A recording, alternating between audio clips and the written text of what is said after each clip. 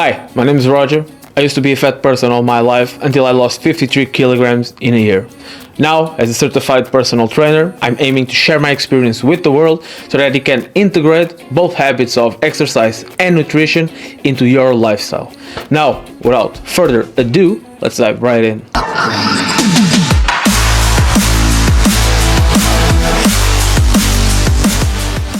And we're back. So, everybody wants a quick weight loss. Everybody wants tips, tricks that are gonna bring that fat down and give you that nice summer body. All the tips we're gonna talk about in this video all revolve about one thing and one thing only. That is ways in which you can boost your caloric deficit. You can metabolize fat and use fat as a fuel source, but not lose it in the end of the day. And to lose fat, you have to be in a caloric deficit. That is undebatable, because you can follow all the tips, all the tricks I'm gonna show you in this video, but if you're eating more than you are expending, you will not lose fat. You will be healthier, probably, but you won't be slimmer. When we talk about fat loss, we have to understand that fat cells do not disappear. They shrink in size when they're used, and they duplicate themselves when they reach the cell's maximum potential. So, if you are a fat individual, like I was, you have more fat cells than a fit individual or a person who was very lean all his or her life. You can shrink them down in a size that is not noticeable, but you cannot get rid of them. So, when we talk about fat loss, we talk about the shrinking in size of our fat cells.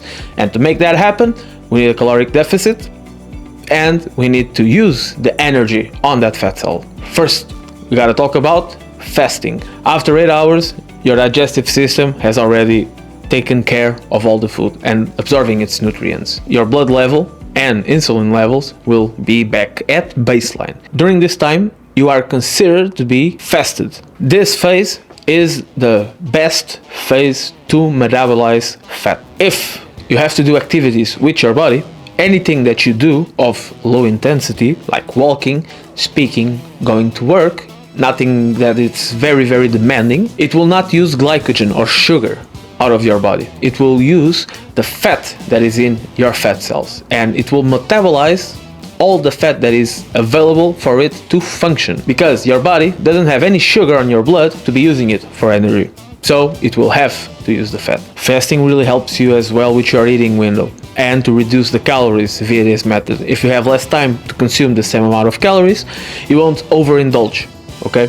So you'll be eating maybe the same, maybe a little bit less, depends on your approach to fasting. Regardless of your approach, you can always be sure that during your fasting time, you are using as much as your fat cells as possible. This comes right in to the second tip, and that is low carb meals.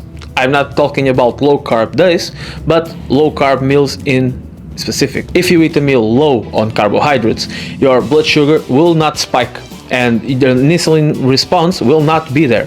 So in theory and in practice, you will actually find that your body is still using most fat for energy and digesting the proteins to aid in your recovery.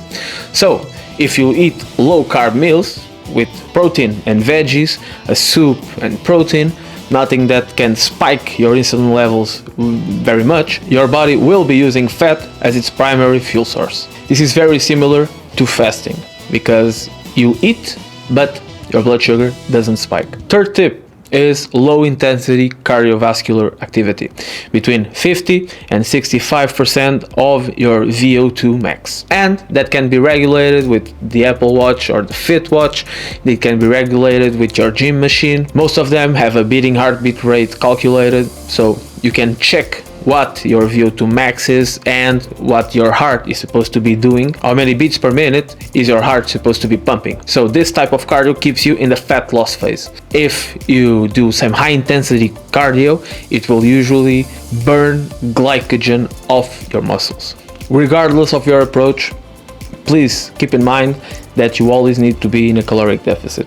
You cannot cheat the law of thermodynamics. You can be utilizing fat all day, but if you at the end of the day eat more than you spend, you will not lose fat. Your fat stores will be replenished. There is no tip and trick that will cheat the law of thermodynamics, and that applies to supplements, fat burners, stimulants, pre-workout, post-workout, anything. You cannot cheat this. Okay? If you like the video so far, guys, leave a like, comment, subscribe. Really helps the channel grow and spread this message to other people. Now we're gonna discuss how you can turn this fat loss into permanent fat loss, how you can keep the fat out.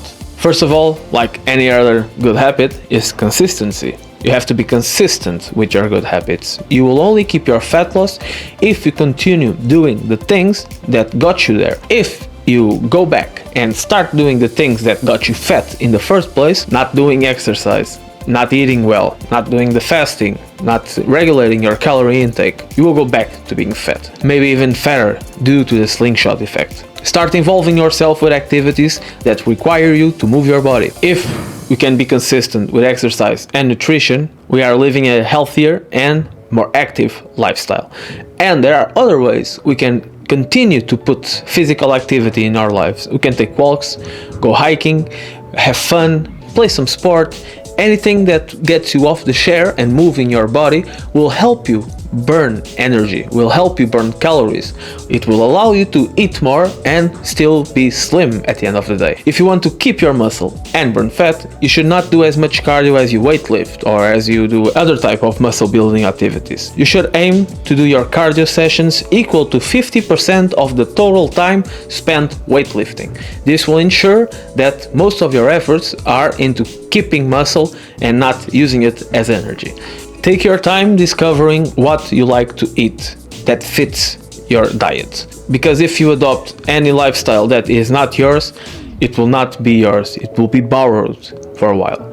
And just as soon as you turn it back because you don't want it anymore, you are sick of the chicken breast, of the broccoli, you will go back to what you know that works for you. The goal here is to keep yourself fit all your life. To do this, you cannot eat what you don't like. It's very simple, but nobody does it. You have to learn what you like. You have to learn portion control. You have to learn self-discipline. You have to learn new recipes. You have to learn how to eat.